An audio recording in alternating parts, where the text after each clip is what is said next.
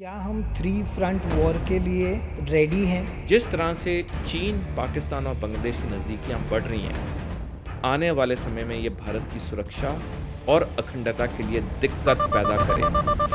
To front war Bharat पे possibility नहीं है, रियलिटी है। 4 बड़े बिंदु हैं जो साफ बता रहे हैं कि 2030 के बाद कभी भी चीन, पाकिस्तान हम पे टू फ्रंट वॉर करेंगे। पहला बिंदु है, चीन ने मेडॉक डैम का निर्माण शुरू किया जो अरुणाचल प्रदेश के बॉर्डर से महज 30 किलोमीटर की दूरी पर है।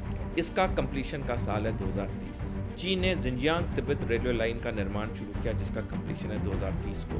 तीसरी बिंदु, चाइना पाकिस्तान इकोनॉमिक कॉरिडोर का निर्माण जो चल रहा है वो 2030 में खत्म होगा। और चौथी बड़ी बिंदु,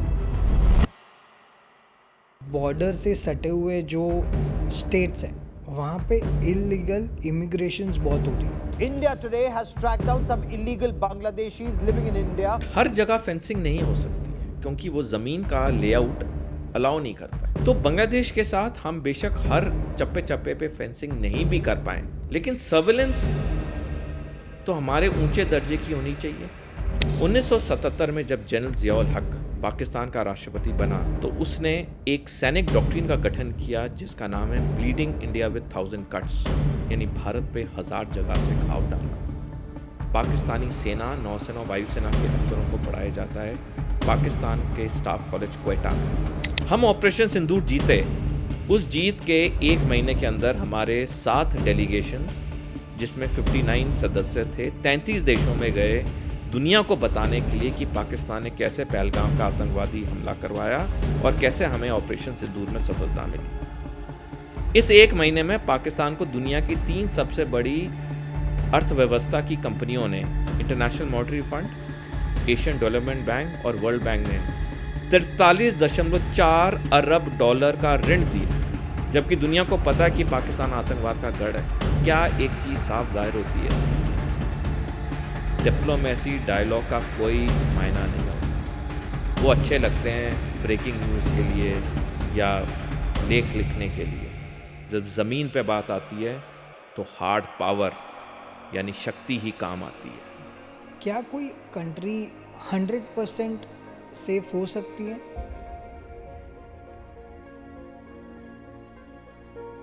आगे बढ़ने से पहले इस चैनल को सब्सक्राइब ज़रूर कर देना ताकि हम आपके लिए ऐसे ही मीनिंगफुल और इंसाइटफुल पॉडकास्ट लाते रहे।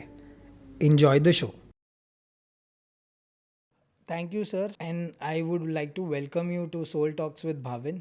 जय हिंद भाविन जी, ये मेरा सौभाग्य कि मैं आपके चैनल पर हूँ। सर, मैं आपको एंड ऑडियंस को एक कॉन्टेक्स्ट बिल्डअप करने के लिए on what we are going to talk about, ये एपिसोड के बारे में एक ब्रीफ कॉन्टेक्स्ट बिल्ड कर देते हैं। सर, आज हम उस सब्जेक्ट के बारे में बात करना चाहते हैं जो बहुत ही कॉम्प्लेक्स है एंड बड़ा इंटरेस्टिंग है in terms of India's positioning in global geopolitics, in terms of tackling China, how are we placed with Pakistan, and the ever evolving Bangladesh के बारे में हम बात करेंगे। इंडिया यूएस के रिलेशनशिप के बारे में हम कुछ सब्जेक्ट्स पे बात करेंगे। There are evolving threats in terms of sleeper cells, उस सब्जेक्ट पे भी हम बात करेंगे। एंड टू दी ऑडियंस, ये पॉडकास्ट क्यों इम्पॉर्टेंट है, बिकॉज आप इन डेप्थ नॉलेज रखते हैं इस सब्जेक्ट की, तो it's gonna be a very knowledgeable podcast for our audience also. Sir, don't mind me asking you a very straightforward question here, कि क्या हम 3 front war के लिए ready हैं? When you see China from north, west में हमारे पास पाकिस्तान है, and east से हमें ये प्रेशर सिचुएशन इमर्ज हो रही है। So are we ready as a nation for a 3 front war? Bhavin ji, 7 June 2017 को जनरल बिपिन रावत, जो तब भारतीय सेना के सेनाध्यक्ष थे, उन्होंने कहा था कि भारत को 2.5 फ्रंट वॉर के लिए तैयार होना होगा। 2.5 फ्रंट से जनरल बिपिन रावत का मतलब था चीन, पाकिस्तान और आधा फ्रंट भारत के अंदर। उस साल बांग्लादेश भारत का टूट मित्र था, लेकिन सब कुछ बदला 5 अगस्त 2024 को जब 45 मिनट में बांग्लादेश का सत्ता पलट हुआ और उसके बाद से आज तक 18 महीने हो गए लगातार बांग्लादेश भारत विरोधी गतिविधियों में आ चुका है। आए गए दिन वहाँ से ऐसे बयान आते हैं जो भारत विरोधी होते हैं। आए गए दिन वहाँ पे हिंदुओं पे अत्याचार होता है। आए गए दिन वहाँ पे मंदिरों को तोड़ा जाता है। भारत को अब 3.5 फ्रंट वॉर के लिए तैयार होना होगा। बेशक बांग्लादेश सैनिक तौर पे मोर्चा खोले ना खोले, लेकिन हमें उसके लिए सैनिक तैयारी करनी होगी जो हमने 5 अगस्त 2024 तक नहीं की, क्योंकि उस दिन तक हमें यकीन था कि भूटान, बांग्लादेश जैसे जो देश हैं वो हमारे टूट मित्र हैं, हमें उनके खिलाफ कोई सैनिक सोच विचार करने की जरूरत ही नहीं है। हमारा फोकस चीन पाकिस्तान की तरफ था। Correct. लेकिन अब 3.5 फ्रंट वॉर के लिए हमें तैयार होना होगा। पिछले साल 9 जुलाई को जनरल अनिल चौहान, जो कि भारतीय सशस्त्र बल के चीफ ऑफ डिफेंस स्टाफ है, उन्होंने बयान दिया था जिस तरह से चीन, पाकिस्तान और बांग्लादेश की नज़दीकियां बढ़ रही हैं, आने वाले समय में ये भारत की सुरक्षा और अखंडता के लिए दिक्कत पैदा करेंगी। और पिछले साल ही 17 मार्च को जनरल उपेंद्र द्विवेदी, जो कि भारतीय थल सेना के सेनाध्यक्ष हैं, उन्होंने बयान दिया 2 फ्रंट वॉर भारत पे पॉसिबिलिटी नहीं है, रियलिटी है, यानी कल्पना नहीं है, वास्तविकता है, अनकोट। जितनी टाइमलाइंस पब्लिक डोमेन में हैं उससे मैंने ये आंकलन निकाला है कि 2030 के बाद कभी भी चाइना और पाकिस्तान भारत पे 2 फ्रंट वॉर करेंगे। बांग्लादेश बेशक सैनिक तौर पे मोर्चा खोले ना खोले वो तो वक्त बताएगा, लेकिन जैसे मैंने पहले कहा हमें उसके लिए सैनिक तैयारी करनी होगी जो हमने 5 अगस्त 2024 तक नहीं की थी।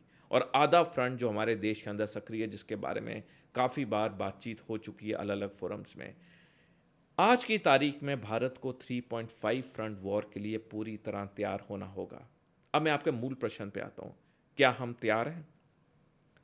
7 अगस्त 2023 को जनरल मनोज नरावने, जो कि भारतीय सेना के 28वें सेनाध्यक्ष थे, उन्होंने द प्रिंट में लेख लिखा कि 2 फ्रंट वॉर भारत के लिए दिक्कत पैदा करेगी। जो शब्द उन्होंने लिखा मैं वो कोई यूज़ नहीं करता हूँ, लेकिन मैं दर्शकों से अनुरोध करूँगा वो लेख जरूर पढ़ें। उन्होंने 2 फ्रंट वॉर की दिक्कत की बात की। आज हम 3.5 फ्रंट वॉर की बात कर रहे हैं। आज की तारीख में हमारे लिए बहुत चैलेंज है, बहुत बड़ी चुनौती है। लेकिन क्या सब कुछ ख़त्म हो चुका है? Is everything lost? नहीं, बिल्कुल नहीं। मैंने कुछ हफ्ते पहले लेख भी लिखा है कि जैसे भारत का जो राष्ट्रीय जानवर है वो टाइगर है, और टाइगर किसके लिए प्रसिद्ध है? अपनी छलांग के लिए, जिसे द ग्रेट टाइगर लीप कहते हैं। इसी प्रकार भारत के पास 5 साल का समय है। हमें करना होगा द ग्रेट इंडियन लीप, यानी कि बड़ी भारतीय छलांग, जिसमें हमें अपनी आर्थिक और सैनिक तैयारी में बहुत इजाफा करना होगा। करेक्ट। क्यों मैं बार बार 2030 के बाद की बात करूं, ये भी मैं दर्शकों को बताना चाहूँगा। 4 बड़े बिंदु हैं जो साफ बता रहे हैं कि 2030 के बाद कभी भी चीन पाकिस्तान हम पे 2 फ्रंट वॉर करेंगे। पहला बिंदु है, पिछले साल 19 जुलाई को चीन ने मेडॉक डैम का निर्माण शुरू किया, जो अरुणाचल प्रदेश के बॉर्डर से महज 30 किलोमीटर की दूरी पर है। करेक्ट। इसका कंप्लीशन का साल है 2030। पिछले ही साल 19 अगस्त को चीन ने जिंजियांग तिब्बत रेलवे लाइन का निर्माण शुरू किया, जिसका कंप्लीशन है 2030 को। और जिंजियांग तिब्बत वो 2 प्रोविंस हैं चीन के जो कि भारत के खिलाफ हैं, जहाँ पे ये जंग शुरू होगी। तीसरी बिंदु ये है कि चाइना पाकिस्तान इकोनॉमिक कॉरिडोर का निर्माण जो चल रहा है वो 2030 में ख़त्म होना है। और चौथी बड़ी बिंदु, आज जब हम बात कर रहे हैं तो चाइना के 6 नेवल डॉकयार्ड्स में दिन रात 2 एयरक्राफ्ट कैरियर, 15 परमाणु पनडुब्बियां और 200 युद्धपोत का निर्माण दिन रात चल रहा है, जिसका कंप्लीशन 2030 है। और ये इस वक्त है जब चीन के पास दुनिया की सबसे बड़ी नौसेना है। It has the biggest navy. को एक फॉलोअप चीज़ जो मेरे दिमाग में आ रही है, when you say we are in a war like situation in next 5 years we have to build lot of things. Sir, war जैसी सिचुएशन अब सिर्फ बॉर्डर पे ही सीमित नहीं रही है। There are other means that come. एक कंट्री किसी कंट्री को आइसोलेट करता है, जैसे इकोनॉमिकली होता है, डिप्लोमेसी यूज़ करते हैं, पहले ये होता था बट इतना लेवल पे नहीं होता था। तो क्या इंडिया उस गेम को समझ चुका है और उसे बेहतर यूज़ कर रहा है अपने डिफेंस में, या अब तक हम उस लेवल पे नहीं पहुंचे? भावन जी, 1991 में जब गल्फ वॉर हुई थी, जिसमें अमेरिका और 41 दूसरे देशों ने मल्टीनेशनल कोलिशन फोर्स बनाया था 42 देशों का, और उन्होंने इराक में हमला किया था। वो पहला युद्ध था जिसमें कंप्यूटर्स का इस्तेमाल किया गया, क्योंकि उसमें 42 देशों की सेनाएं, नौसेनाएं, वायुसेना थी। तो पहली बार कंप्यूटर का इस्तेमाल किया गया, जहाँ पे कंप्यूटर खुद 1000 से ज़्यादा लड़ाकू विमान का फ्लाइट शेड्यूल रोज़ सुबह निकालता था कि कौन सी सेना की कौन सी लड़ाकू विमान कहाँ पे हमला करेंगे। और ये इतना सफल हुआ कि अमेरिका तो वो गल्फ वॉर जीता ही जीता। उसके 10 साल बाद अमेरिका ने 2001 में फुल स्पेक्ट्रम ऑपरेशन डॉक्ट्रिन का ऐलान किया। तब तक कौन सी डॉक्ट्रिन चल रही थी पूरी दुनिया के देशों में? वो थी एयर लैंड बैटल डॉक्ट्रिन, जिसके तहत पहले थल सेना हमला करेगी और वायुसेना और नौसेना उसकी मदद के लिए जंग में कूदेंगे। लेकिन 2001 में अमेरिका ने फुल स्पेक्ट्रम ऑपरेशन डॉक्ट्रिन का इस्तेमाल किया, जहाँ पे उन्होंने कहा कि जो आधुनिक युद्ध होंगे वो 6 डोमेन में होंगे। ज़मीन, वायु, जल, साइबर, इलेक्ट्रोमैग्नेटिक स्पेक्ट्रम और स्पेस। यानी 3 जो एग्जिस्टिंग डोमेन्स थे उसमें 3 नए डोमेन ऐड कर दिए गए। अब आज तक दुनिया में एक ही देश है जिसने औपचारिक तौर पर ऐलान किया है कि वो दुनिया में किसी कोने में किसी देश के साथ सारी 6 डोमेन में लड़ने के लिए तैयार है, और वो है चीन, जिसने 2014 में अपने जॉइंट इंटीग्रेटेड ऑपरेशन डॉक्ट्रिन में कहा कि वो मल्टी डोमेन ऑपरेशंस के लिए हर 6 डोमेन में लड़ने के लिए तैयार है। और ये दावा आज तक किसी और देश ने नहीं किया, अमेरिका तक ने औपचारिक तौर पे नहीं किया है। लेकिन जिस तरह से 3 जनवरी को अमेरिका ने वेनेजुएला में उसके राष्ट्रपति को अगवा किया, एक चीज साफ सामने आई कि अमेरिका भी अब ये फुल स्पेक्ट्रम ऑपरेशन डॉक्ट्रिन या मल्टी डोमेन ऑपरेशंस के लिए पूरी तरह तैयार है। ये वेनेजुएला के ऑपरेशन में, जिसे ऑपरेशन एब्सोल्यूट रिजॉल्व कहते हैं, इसमें किस कंपोनेंट का कितना हिस्सा था 2 ही लोग जानते हैं, पेंटागन जो अमेरिका का सेना मुख्यालय और डोनाल्ड ट्रंप, और इनमें से कोई कभी नहीं बताएगा। लेकिन उसमें हर चीज इस्तेमाल हुई, cyber, space, electromagnetic spectrum, land, sea, air तो हुआ। अब जहां तक भारत की बात है, देखिए चीन हमसे 30 साल आगे है सैनिक तैयारी में। अगर चीन के साथ पाकिस्तान का पलड़ा भी जोड़ दिया जाए, क्योंकि पाकिस्तान की भी एक व्यावसायिक सेना है, प्रोफेशनल आर्मी, तो पलड़ा चीन पाकिस्तान की तरफ भारी हो जाता है। मैं दर्शकों को बताना चाहूंगा कि पाकिस्तान हमारे लिए कभी चैलेंज नहीं रहा है। हमने 1947 से लेकर आज तक पाकिस्तान को 5 सैनिक मुठभेड़ में हराया है। अगले 100 साल में हमारे 10 और सैनिक मुठभेड़ होंगे, पाकिस्तान को आराम से हरा देंगे। हमने पाकिस्तान के 2 टुकड़े भी कर दिए हैं। तो हमारे लिए पाकिस्तान कोई चुनौती नहीं है। सही बात है। हमारे लिए जो चुनौती है वो चाइना, द चाइना चैलेंज। और जब उसमें पाकिस्तान की सेना की शक्ति आ जाती है तो पलड़ा और भारी हो जाता है, ऐड हो जाता है। तो आज की तारीख में तो चीन हमसे आगे, लेकिन जैसे मैंने पहले कहा, हमारे पास 5 साल का समय है, और 5 साल का समय कम नहीं होता। अब दर्शकों के जहन में सवाल आ रहा होगा कि 5 साल में हम क्या कर सकते हैं। इसका मैं इतिहास उदाहरण देना चाहूँगा। जी सर। 30 जनवरी 1933 को जब हिटलर पहली बारी जर्मनी का चांसलर बना, तब जर्मनी में पहले विश्व युद्ध के फलस्वरूप बहुत प्रतिबंध थे। ट्रीटी ऑफ वर्सेलिस के तहत जर्मनी की सेना की नफरी कम कर दी गई थी, नौसेना में कटौती हो गई थी, जर्मनी पे आर्थिक प्रतिबंध थे, जर्मनी पे यह आदेश थे कि जर्मनी अपनी वायुसेना नहीं खड़ी करेगा। इतने आर्थिक प्रतिबंध के बावजूद हिटलर ने 1933 से 1936 तक 4 साल में उसने एक विशाल सेना खड़ी की। उसने अपनी नौसेना में काफ़ी युद्धपोत जोड़े, उसने पूरी वायुसेना बनाई, उसने जर्मनी की अर्थव्यवस्था को बहुत इम्प्रूव किया, उसने जर्मनी में बेरोज़गारी ऑलमोस्ट ख़त्म कर दी। मैं हिटलर की बड़ाई नहीं कर रहा हूँ, लेकिन जो उसकी बात सही है वो मैं बता रहा हूँ। ये सारी चीज़ें इतिहास की किताबों में लिखी हैं। विद इन 4 ईयर्स हिटलर ने ये कर दिया, और जर्मनी इतनी बड़ी ताकत बन गई कि 1936 से लेके 1 सितंबर 1939 तक, जब तक उसने पोलैंड पे हमला नहीं किया, पोलैंड पे हम जिसके फलस्वरूप दूसरा विश्व युद्ध शुरू हुआ। 1936 से 39 तक हिटलर ने 5 देशों पे कब्जा किया, बिना गोली चलाए, बिना किसी जर्मन सैनिक की जान गंवाए, और इन 5 देशों पे 100 मिलियन लोगों पे इसने राज किया। हिटलर ने गलती क्या की, उसने पोलैंड पे हमला किया और उसके बाद इंग्लैंड फ्रांस युद्ध में कूद गए और फिर वो उसका Downfall सर्वनाश शुरू हो गया। लेकिन अगर हम देखें उसने 4 साल में जर्मनी के लिए क्या क्या नहीं किया, इतने आर्थिक प्रतिबंध के बावजूद। तो जब मैं कह रहा हूं 5 साल का समय है, ये 5 साल का समय हमारे लिए बहुत है। इतिहास गवाह है, जैसे मैंने कहा 5 साल का समय कम नहीं होता है। एक नज़रिए से देखें बहुत ज़्यादा है, एक नज़रिए देखें तो कम है, लेकिन क्यों हम कम के उससे सोचें? अगर हिटलर 4 साल में कर सका We तो can- हमारे देश में क्या कमी है, जब हमारे पास सबसे अच्छे लोग हैं, मेहनती लोग हैं, इंटेलिजेंट लोग हैं। सही बात तो है सर। ये जो 5 साल का समय है, ये हमारे लिए बहुत क्रिटिकल है, बहुत क्रूशियल है।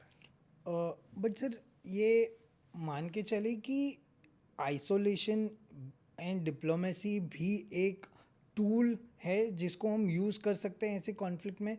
We have recently used against Pakistan.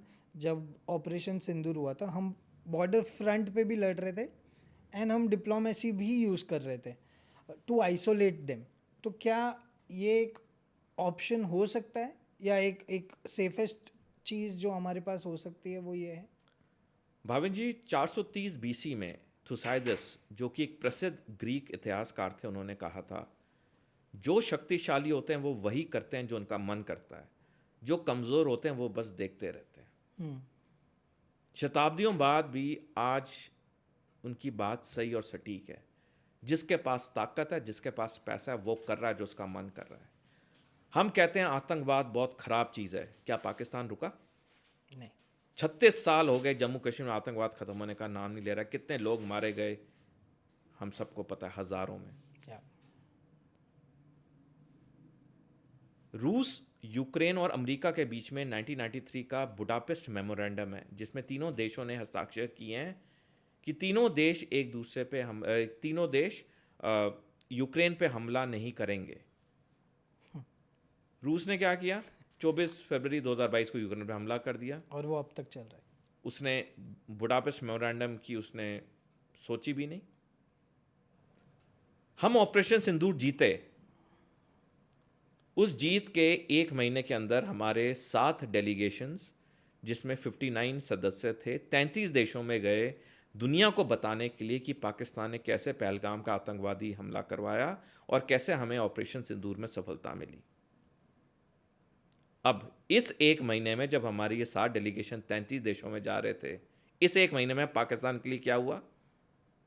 इस 1 महीने में पाकिस्तान को दुनिया की 3 सबसे बड़ी अर्थव्यवस्था की कंपनियों ने, international monetary fund, Asian development bank और वर्ल्ड बैंक ने 43.4 अरब डॉलर का ऋण दिया। जब हमारी डेलीगेशन दुनिया में घूम रही थी, तब पाकिस्तान को 43.4 बिलियन डॉलर का ऋण दिया, जबकि दुनिया को पता है कि पाकिस्तान आतंकवाद का गढ़ है। और ये तीनों बड़ी अर्थव्यवस्था कंपनियों में से अधिकतर वोटिंग राइट्स उन देशों के हैं जो अक्टूबर 2023 में भारत में आए थे G20 शिखर सम्मेलन के लिए, जहां पे हमने 4000 करोड़ रुपए खर्च के लिए किए उनकी मेहमान नवाजी के लिए। और जब वक्त आया उन्होंने पाकिस्तान के लिए वोट किया कि इसको 43.4 अरब डॉलर का ऋण दो। जब एक हाथ पे भारत के 26 नागरिक मारे गए थे धर्म के नाम पे पहलगाम में, दूसरे हाथ पे आप पाकिस्तान, वही देश को जिसने ये घिनौनी हरकत करवाई, उसको आप 43.4 बिलियन डॉलर का ऋण दे रहे हो। तो क्या एक चीज साफ जाहिर होती है इससे, डिप्लोमेसी डायलॉग का कोई मायना नहीं होता है। वो अच्छे लगते हैं ब्रेकिंग न्यूज़ के लिए या लेख लिखने के लिए। जब ज़मीन पे बात आती है तो हार्ड पावर यानी शक्ति ही काम आती है। और पाकिस्तान, चीन ऐसे देश हैं जो एक सर्व कठिन और कठोर भाषा समझते हैं।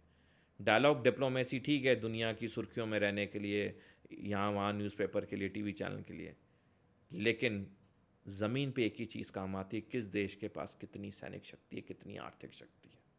और हमारे पास, जैसे मैंने कहा, 5 साल का वक्त है। सर, तो बांग्लादेश की टॉपिक पे आता है, एंड व्हेन आई से ये टॉपिक इतनी सेंसिटिव हो गई है इन लास्ट 6 महीनों में, एंड इसको बहुत ज़्यादा मीडिया अटेंशन आया है, there are lot of lynching, तो इन टर्म्स ऑफ हिंदू और particular community there, and political instability हो गई है, एनवायरनमेंट, आर्मी इन्वॉल्व हो चुकी है, तो ऐसा क्या बदला है इंडिया के लिए, एंड ये क्या रियलिटी चेक है हमारे लिए? भावन जी, 1971 में जब भारत ने पाकिस्तान को युद्ध में हराया और पाकिस्तान के 2 टुकड़े किए, तो बांग्लादेश एक नए राष्ट्र के रूप में उभरा। उसके 2 साल बाद 1973 में बांग्लादेश में पहला सेंसस हुआ या जनगणना हुई। उसमें ये आंकड़े निकल के आए कि बांग्लादेश में 14.6% आबादी हिंदुओं की है। लेकिन साल प्रति साल हिंदुओं की आबादी वहाँ घटती गई, और जो आखिरी जनगणना हुई 2022 में बांग्लादेश में, उसमें आंकड़े ये निकल के आए कि हिंदुओं की आबादी सिर्फ 7.8% रह गई है। यानी 14.6% जो 1973 में थी, उसे घटते घटते 7.85% रह गई है। तो बांग्लादेश में हिंदुओं पे अत्याचार कोई नई डेवलपमेंट नहीं है, वो पहले से ही होती आ रही थी। बस फ़र्क ये था कि वो ज़्यादा मीडिया में नहीं आ रही थी, क्योंकि बांग्लादेश की जनरली जो सरकारें थी उनकी भारत के साथ अच्छी दोस्ती थी। तो हमने काइंड ऑफ एक इग्नोर टाइप हमने एक एटीट्यूड रखा हुआ था कि क्योंकि उस देश की सरकार हमारे साथ अच्छी है, तो वहाँ जो हो रहा है वो उनका आंतरिक मामला है, इंटरनल मैटर है। जबकि ऑन दी अदर हैंड, जब 1973 में पाकिस्तान में पहला सेंसस या जनगणना हुई, तो ये आंकड़े निकल के आए कि पाकिस्तान में 1.5% आबादी हिंदुओं की है।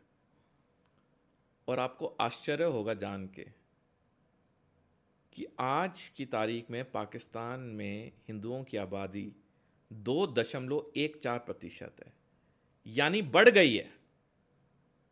जहां बांग्लादेश में इतनी घटी, वहां पाकिस्तान में हिंदुओं की आबादी बढ़ी है।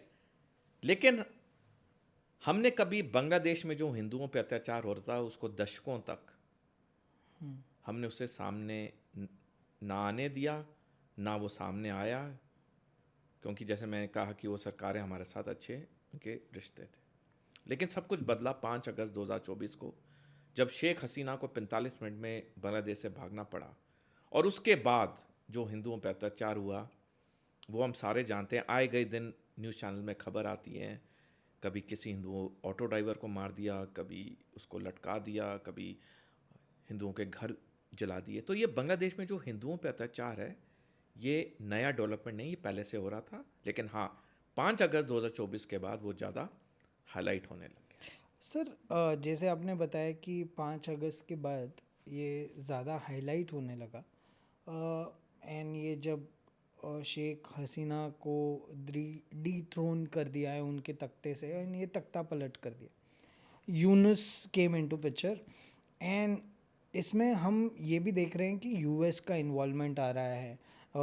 मीडिया न्यूज़ ये भी कह रही है कि there are lot of Chinese intervention there, Pakistan भी इसको इनडायरेक्टली सपोर्ट कर रहा है। तो how true is this as per your view? Bhavan ji, Bharat की सभ्यता, संस्कृति और संस्कार में बताया जाता है कि अगर किसी घर के अंदर प्रॉब्लम्स हों तो बाहर के लोग फ़ायदा उठाते हैं। यही चीज़ बड़े लेवल में हर देश के लिए भी लागू होती है। अगर देश के अंदर के अंदरूनी हालात ठीक होंगे, बाहर का कोई भी देश उसमें दखल नहीं दे पाएगा। ऐसा क्यों है? चाहे लिबिया हो, चाहे इराक हो, चाहे ईरान हो, वेनेजुला हो, नेपाल हो, बांग्लादेश हो, पाकिस्तान हो, यहीं पे क्यों बाहर की ताकतें अंदर आती हैं, हस्तक्षेप करती हैं? क्योंकि इन देशों के अंदरूनी हालात ही ठीक नहीं हैं। और ऐसा क्यों है कि ये जो नॉर्डिक देश हैं, डेनमार्क हो गया, स्वीडन हो गया, नॉर्वे हो गया, यहाँ पे बाहर की ताकतें कभी हस्तक्षेप नहीं कर सकती? क्योंकि ये नॉर्डिक देशों में उनके अंदरूनी हालात ठीक है, वहाँ पे हैप्पीनेस इंडेक्स सबसे ज़्यादा है दुनिया में। तो सबसे पहली सबक और सीख तो ये है कि अगर देश के अंदरूनी हालात ठीक होंगे, बाहर की ताकतें कभी नहीं आएंगी। अब जहाँ तक चीन अमेरिका की बात है, जैसे मैंने कहा कि उनको तो एक पका पकाया मौका मिल गया कि किसी देश के अंदरूनी हालात ख़राब हैं तो हस्तक्षेप क्यों नहीं करेंगे? वो महाशक्ति हैं। जैसे मैंने पहले कहा कि थुसाइदस ने कहा था 430 बीसी में, जो शक्तिशाली होते हैं वही करते हैं जो वो करना चाहते हैं, कमज़ोर देखते रहते हैं। आज अगर ईरान की सरकार ने अपनी आवाम पे 47 साल से दबाव नहीं डाला होता, उन पर प्रतिबंध नहीं लगाए होते, ईरान की आवाम सड़कों पे नहीं होती और अमेरिका हस्तक्षेप करने की बात नहीं करता। यही चीज़ वेनेजुला में हुई। तो ये जो बांग्लादेश में हो रहा है ये इनकी अपनी गलतियां हैं। और जब शेख हसीना 15 साल सत्ता में थी 2009 से 2024, हालांकि बांग्लादेश की आर्थिक हालत में बहुत तरक्की हुई, बल्कि 2020 से लगातार बांग्लादेश की पर कैपिटा जीडीपी भारत से अच्छी रही है। लेकिन कुछ ऐसी भी चीज़ें शेख हसीना ने की जिसकी वजह से वहाँ पे आक्रोश बढ़ता रहा। और सबसे बड़ी चीज़ जो उन्होंने की कि जो 1971 युद्ध के जो उनके वीर सेनानी थे, फ्रीडम फाइटर्स थे, उन्होंने आजीवन काल के लिए उनके सक्सेसर्स को, उनके डिसेंडेंट्स को रिजर्वेशन दिया 30%, जो कि लोगों को ना गवारा, क्योंकि उन्होंने कहा कि ठीक है एक आध पीढ़ी तक होना चाहिए, लेकिन हमेशा क्यों? क्योंकि अधिकतर वो लोग थे जो अवामी लीग के लोग थे जब उन्होंने 71 के बांग्लादेश की आज़ादी में हिस्सा लिया। तो ये जो आक्रोश वहाँ आवाम में बढ़ता गया, वो फाइनली हमने देखा 5 अगस्त 2024 को क्या हुआ। तो ये जो बांग्लादेश में हो रहा है, ये पहली बात है उनकी पूरी अपनी अंदरूनी गलती है। और दूसरा क्या शेख हसीना ने किया कि उन्होंने जितने इनके प्रोमिनेंट लीडर्स थे, खलीदा जिया जिनका भी इंतकाल हुआ है कुछ दिन पहले, उनको जेल में रखा, इलेक्शंस को फ्री फेयर नहीं कराए, जिसकी वजह से बीएनपी जो दूसरी सबसे बड़ी पार्टी थी उसने इलेक्शंस का बॉयकॉट किया। तो ये पूरा रिजर्वेशन का मामला, ये निष्पक्ष चुनाव नहीं होना, बड़े बड़े ऑपोजिशन के नेताओं को जेल में डालना, ये सारे चीज़ों ने बांग्लादेश की आवाम में एक आक्रोश पैदा किया, जिसका नतीजा 5 अगस्त 2024 को हमने देखा। तो ये बांग्लादेश की अपनी गलतियां हैं जिसकी वजह से ये सब हुआ। और अभी भी क्या ये गलतियां सुधारने को तैयार है? बिल्कुल नहीं। आप देखिए मोहम्मद यूनिस ने क्या किया, अवामी लीग को अवैध कर दिया। एक बड़ी पार्टी जिसकी 30% फॉलोइंग है बांग्लादेश में, उसको अवैध कर दिया, इलीगल कर दिया, मतलब वो इलेक्शन लड़ ही नहीं सकती पार्टी। उसने अपने देशों में माइनॉरिटीज़ पे कितने अत्याचार होने दिए? क्या आज तक 18 महीने हो गए हैं मोहम्मद यूनुस को कुर्सी पे बैठे, क्या मोहम्मद यूनुस ने एक बार बोला है कि मेरे देश में जो हिंदुओं पे अत्याचार हो रहा है उससे बंद होना चाहिए? नेवर। तो ये दिखाता क्या? ये एक चीज़ दिखाता है कि ये जो हिंदुओं पे अत्याचार बांग्लादेश में हो रहा है, इसमें बांग्लादेश सरकार की हामी है, उनका साइलेंट सपोर्ट है। वरना किसी देश में कोई चीज़ गलत हो और इस देश का जो कॉन्स्टिट्यूशनल हेड है वो एक बयान दे, किसकी हिम्मत है दोबारा वो चीज़ करे? बिल्कुल नहीं। तो ये जो हो रहा है, ये जैसे मैंने कहा इसका एक ऐतिहासिक बैकग्राउंड है। हमने काफ़ी दशकों तक हमने आंखें बंद करके रखी, लेकिन अभी चीज़ें सामने आ गई। सर क्योंकि ये सारे फैक्ट्स जब अब बाहर आ रहे हैं, एंड आपने भी बड़ी इंटरेस्टिंग एंड नॉलेजेबल चीज़ें बताई जो शायद ही पब्लिक डोमेन में पता होगी लोगों को, ज़्यादा तथ्य पे बात नहीं होती है इस चीज़ों पे। बट सर एक आप कॉमन परसेप्शन देखिएगा कि हमने उनको आज़ादी दिलाने में मदद की। आज इतने समय के बाद वाई सडनली इंडिया के ऊपर उनका इतना एंगर पैदा हो गया? ये कॉमन परसेप्शन है क्योंकि हमने तो बड़ी अच्छे से ब्रदरहुड के साथ उनके साथ रिलेशनशिप बनाया हुआ था। भाविन जी, जब 2009 में शेख हसीना सत्ता में आई और लगातार 2024 तक रही, इन 15 सालों में जो शेख हसीना कुछ चीज़ें की जिसका विवरण मैंने दिया, चाहे रिजर्वेशंस को एक्सटेंड करना, चाहे वहाँ पे इलेक्शंस को निष्पक्ष नहीं करवाना, बड़े बड़े ऑपोजिशन नेताओं को जेल में बंद करना, तो वहाँ की आवाम में ये आक्रोश बढ़ता गया और उन्हें ये चीज़ दिखी कि शेख हसीना के साथ पूरी तरह से भारत खड़ा है। तो उनमें एक फीलिंग आ गई कि जो भी शेख हसीना ये गलत काम कर रही हैं, उनको भारत पूरी तरह सपोर्ट कर रहा है। तो उनका जो गुस्सा था, मेन गुस्सा तो शेख हसीना पे था, लेकिन एक जो साइड गुस्सा था वो भारत पे भी होना शुरू हो गया, क्योंकि उन्होंने देखा कि हमारे देश में जो ये गलत काम हो रहे हैं, इस पर भारत ने ना कोई कभी बयान दिया, ना भारत ने शेख हसीना को बोला कि ये चीज़ें मत करो। बल्कि पिछले साल 22 मार्च को हमारे विदेश मंत्री डॉक्टर एस जयशंकर ने बयान दिया कि हमें पता था कि बांग्लादेश में शेख हसीना के ख़िलाफ़ ये चीज़ें हो रही हैं, लेकिन हम कुछ कर नहीं सकते थे। तो मेरे कहने का मतलब है ये जो 15 साल से शेख हसीना ने काफ़ी गलतियां की, उसको बांग्लादेश की आवाम समझती है कि इसमें भारत का हाथ था, और इसीलिए 1.5 साल से जब से शेख हसीना को वहाँ से भागना पड़ा, तब से जनरल बांग्लादेशी आवाम में भारत की तरफ विरोध बहुत बढ़ गया है। सर, ये विरोध बढ़ना, हिंसा हो रहा है, ये एक प्रोस्पेक्ट पहलू है। दूसरा ये प्रोस्पेक्ट पहलू है सर कि हमारे यहाँ पे ज़्यादातर बॉर्डर से सटे हुए जो स्टेट्स हैं वहाँ पे इलीगल इमिग्रेशंस बहुत हो रही है। बीएसएफ के जवानों के साथ जो कोलकाता से सटे हुए बॉर्डर है, वेस्ट बंगाल से सटे हुए बॉर्डर है, जो बड़े ही कॉर्नर्ड बॉर्डर है, वहाँ पे भी बहुत सारी कन्फ्रंटेशन हो रही है सिविलियंस और बीएसएफ के लिए। कितना मुश्किल हो रहा है वहाँ पे, जहाँ पे अनफेंसिंग एरिया है, for our jawans to secure our land and avoid illegal immigration.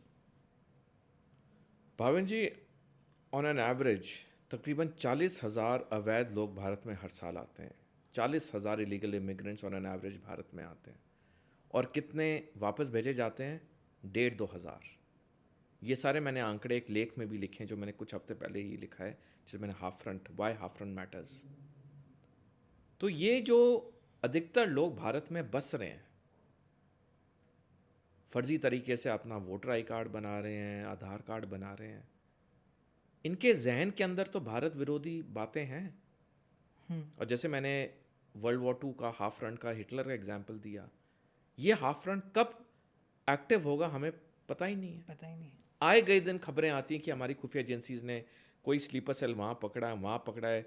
जो सिलीगुड़ी कॉरिडोर या चिकन नेक है, जो कि 22 किलोमीटर लंबा एक इलाका है भारत का, जो मेनलैंड भारत को हमारे 7 नॉर्थ ईस्ट स्टेट से जोड़ता है, वहाँ पे आए गए दिन स्लीपर सेल्स पकड़े जाते हैं, और वो कितना संवेदनशील इलाका है हम सारे जानते हैं। तो ये हाफ फ्रंट या ये इलीगल इमिग्रेंट्स, तो ये बहुत बड़ा इशू है, और ये बहुत ख़तरनाक भी है, जिसका मैंने विवरण पहले किया, जो लंदन का एग्जाम्पल दिया था डॉक्टर फ्रांसिस का।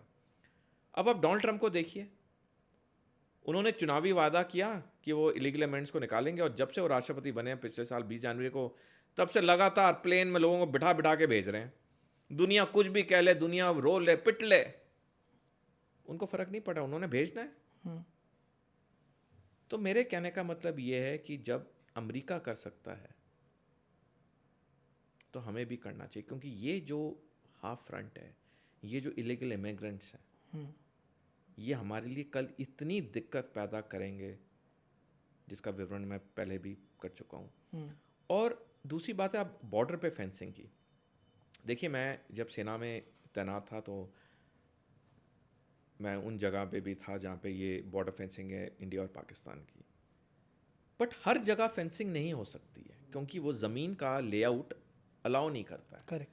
अधिकतर इलाके में फेंसिंग होती है, बट 100% हो ही नहीं सकती है। पाकिस्तान के साइड भी नहीं है हमारी। सही बात है सर। तो जहाँ पे ये फेंसिंग नहीं हो पाती है ज़मीन की वजह से, तो वहाँ पे हमारे दूसरे सर्विलेंस सिस्टम्स होते हैं, और हमारे टर्शरी सेकेंडरी सर्विलेंस सिस्टम भी होते हैं, ड्रोन्स और बाकी सारी चीज़ें।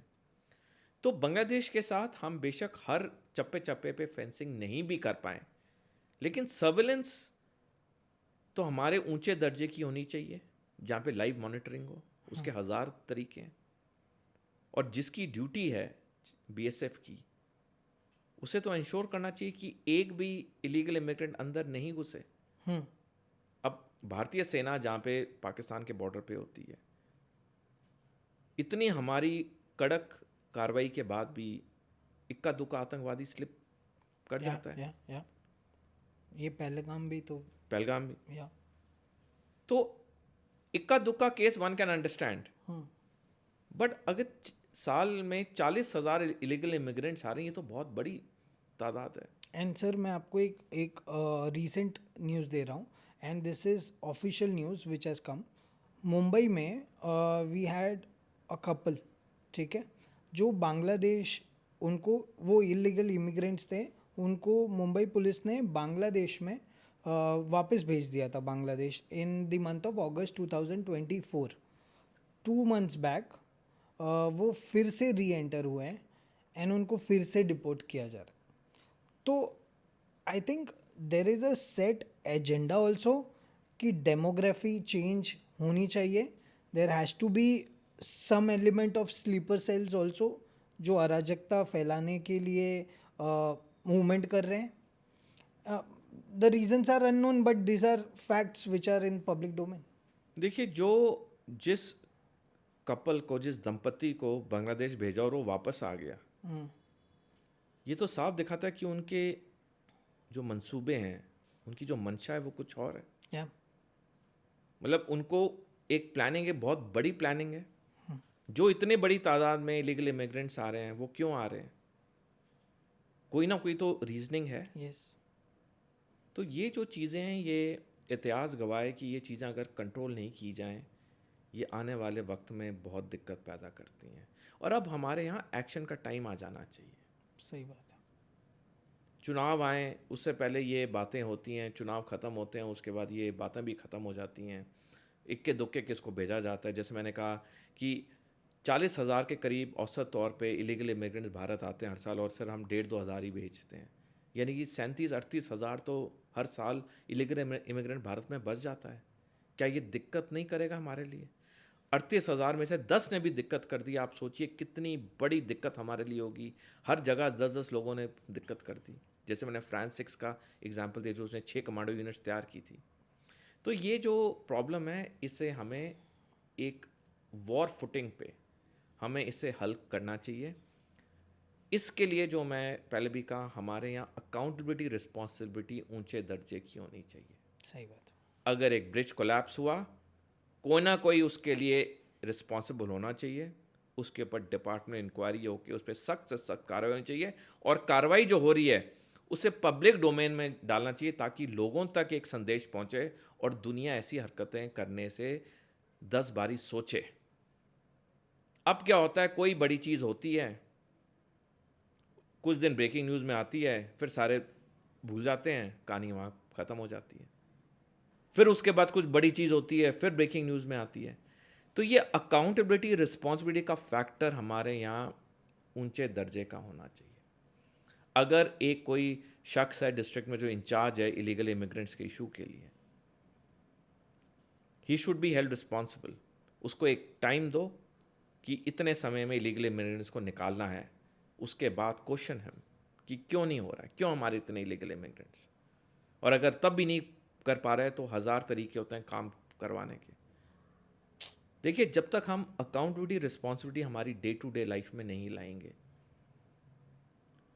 हमारी चीज़ें लैग करती रहेंगी। और जब ये चीज़ें लैग करती हैं तो इसका फ़ायदा ज़रूर वो लोग उठाते हैं जिनके दिल के अंदर गलत मंसूबे होते हैं, कि उन्हें पता है कि यहाँ पे कोई एक्शन होगा नहीं। एंड हम ये जैसे एक एग्जांपल, जब हम बच्चे थे, स्कूल में जाते थे, हमारी कई टीचर्स होती थी। जो टीचर स्ट्रिक्ट होती थी, हम उसका होमवर्क पहले करते थे। जो टीचर लीनेंट होती थी, हम उसको होमवर्क छोड़, हमें तो यहाँ प्रॉब्लम ही नहीं है, वो तो मैं मैम को कोई बहाना बोल दूंगा। हमारी निजी ज़िंदगी में हुआ है। सही बात है। तो ये अकाउंटेबिलिटी, रिस्पॉन्सिबिलिटी हमारे यहाँ बहुत ऊंचे दर्जे की होनी चाहिए, जो कि चीन जैसे देशों में, अमेरिका में, वेस्टर्न कंट्रीज़ में बहुत ज़्यादा दर्जे की है। सर, ये भी फैक्ट है कि हमारे यहाँ पे इंटरनली भी कुछ लोग ऐसे भी हैं जो उनकी मदद भी करते हैं। इनको बेसिक नेसेसिटीज़ मिल भी जाती है इतना इजीली। वो भी एक फैक्टर है जो हमारे इक्वेशंस को ख़राब कर रहा है। भाविन जी, भारतीय सेना में एक नियम बड़ा क्लियर है। जब आप कमांडिंग ऑफिसर बने किसी रेजिमेंट के, आप उस रेजिमेंट की हर चीज़ के लिए जिम्मेवार हैं। ट्रेनिंग हो, एडमिनिस्ट्रेशन हो, लड़ाई के लिए फिटनेस हो। फिर आप ये नहीं बहाने मार सकते कि मेरे से पहले कमांडिंग ऑफिसर जो था उसने काम नहीं किया, या 10 साल पहले वाले कमांडिंग ऑफिसर ने ये किया। आप कुर्सी पे बैठे हैं, आप पे किसने फोर्स नहीं किया। आप कुर्सी पे आए, आप कमांडिंग ऑफिसर बने भारतीय सेना की रेजिमेंट के, अब आप रेजिमेंट के जिम्मेवार हैं। आपकी रेजिमेंट में कोई काम कर रहा है, नहीं कर रहा है, वो आपकी जिम्मेवारी है। काम नहीं कर रहा है तो 100 तरीके हैं काम निकलवाने के। मैंने एक लेख भी लिखा है क्योंकि मैं जब भी कई फोरम में जाता था, कहीं सेमिनार होते थे, डिस्कशन होता था, टीवी चैनल्स पे डिस्कशन होते हैं, तो अगर किसी ने बोला कि चीन में ये चीज़ अच्छी हुई, तो वहाँ पे कई लोग कहते थे जी चीन में इसलिए होता है क्योंकि चीन में एक ही पॉलिटिकल पार्टी है, वहाँ पे कम्युनिज्म है। तो मेरे जहन में एक चीज़ आई, क्या सिर्फ ये चीन जैसे देश ही तरक्की करते हैं? क्या मल्टी पार्टी लोकतंत्र तरक्की नहीं करते हैं? क्या मल्टी पार्टी डेमोक्रेसीज तरक्की नहीं करती हैं? तो मैंने रिसर्च करना शुरू किया, फिर मैंने इस पर लेख लिखा और ये आंकड़े सामने आए कि चीन तो चलो छोड़ो, तो एक पॉलिटिकल पार्टी है। जर्मनी, फिनलैंड और जापान, मैंने 3 देश पे रिसर्च की। ये तीनों देशों में मल्टी पार्टी डेमोक्रेसी है, वहाँ ऑपोजिशन है, रूलिंग पार्टी है, और ये तीनों देश एक कम समय में विकसित बने हैं। जापान जो 1945 पे पूरी तरह बर्बाद हो गया था, 2 परमाणु बम भी गिर गए थे, एब्सोल्युटली 26 साल में विकसित बना है 1971 में। फिनलैंड, जर्मनी, मैंने पूरा अध्ययन करके लेख लिखा है इसमें। तो मल्टी पार्टी डेमोक्रेसीज भी कम समय में विकसित बनती हैं, तरक्की करती हैं। उसके लिए 2-3 चीज़ें होनी बहुत ज़रूरी हैं। पहला, ज़ीरो टॉलरेंस टू करप्शन। दूसरा, अकाउंटेबिलिटी और रिस्पॉन्सिबिलिटी। अगर एक काउंसलर अपने वार्ड के लिए जिम्मेवार है तो वो जिम्मेवार है, वो ये नहीं कह सकता कि ये ऑपोजिशन वाले ने मेरे को काम नहीं करने दिया। कुर्सी पे तो वो बैठा है, पर्क्स एंड प्रिविलेजेस तो उसको मिल रही हैं। सही बात है। तो ऑपोजिशन वाले ने काम करने नहीं दिया, वो तो करने देगा ही नहीं।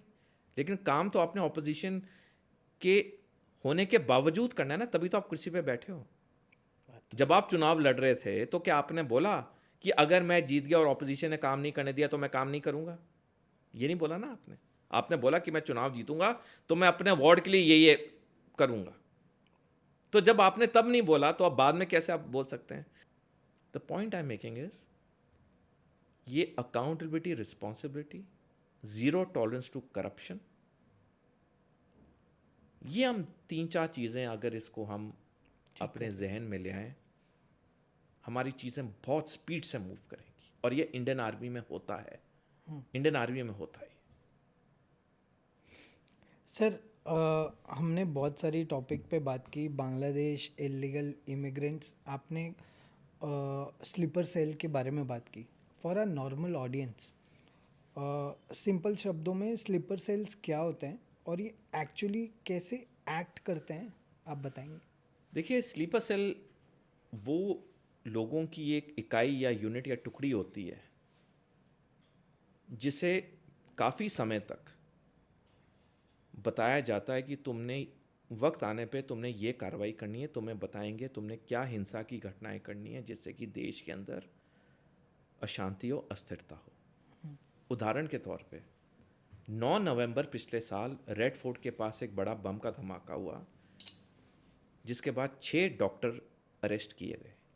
ये पढ़े लिखे लोग थे जो 3.5-4 लाख रुपया महीना कमा रहे थे। White collar terrorist.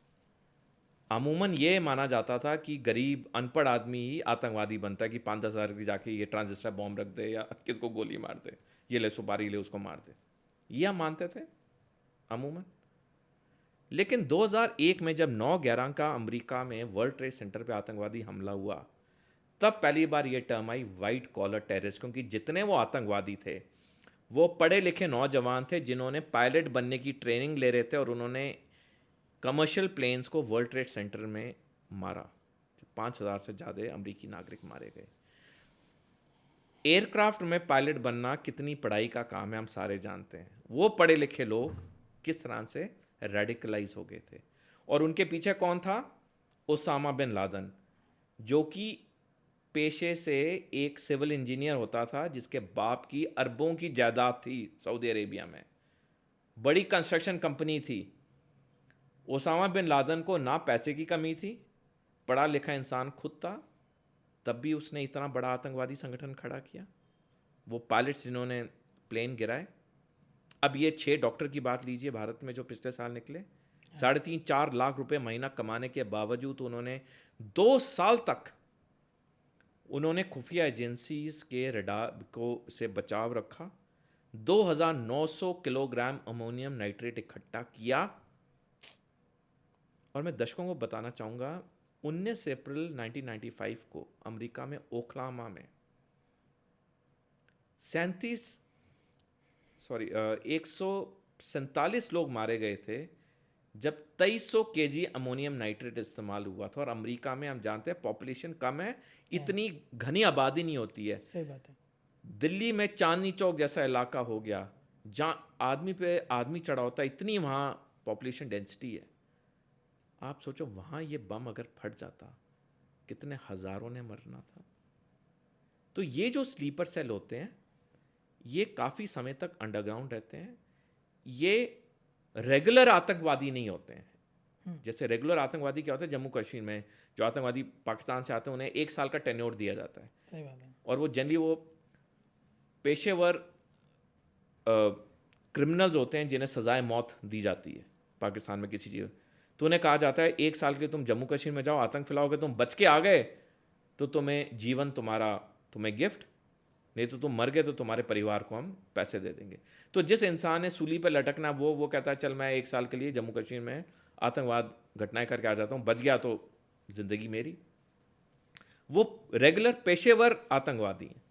ये जो वाइट कॉलर टेररिस्ट हैं ये रेगुलर आतंकवादी नहीं है, क्योंकि एक ही बार ही ऑपरेट करेंगे, ये बार बार नहीं ऑपरेट करेंगे, एक ही बार ऑपरेट करेंगे जब इन्हें बताया जाएगा ओके वक्त आ गया। ये उतने ही खतरनाक है जितना एक रेगुलर आतंकवादी है। फर्क क्या है, रेगुलर आतंकवादी आए गए दिन आतंकवादी करने की घटनाएं सोचता है, प्लान करता है, ये एक ही बार करते हैं जब इन्हें फाइनल आदेश मिलता है।